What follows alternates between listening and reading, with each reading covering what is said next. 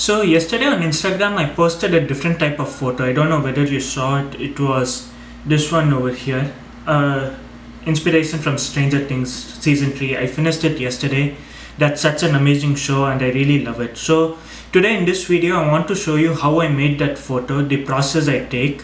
So without further ado, let's jump into my laptop.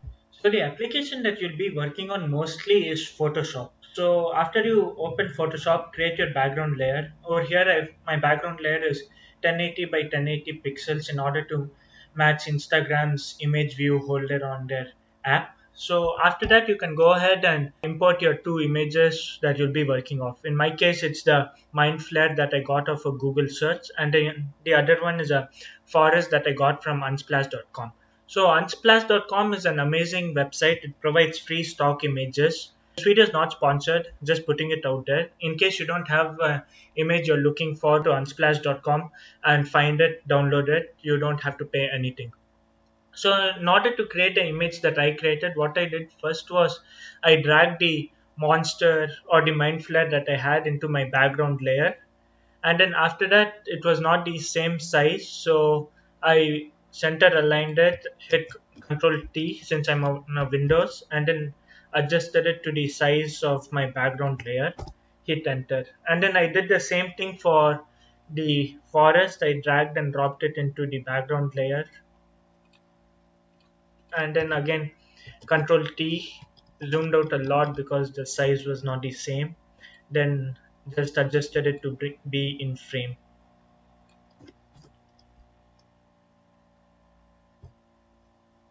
So once that's done, what you want to do is make sure you're on the right layer.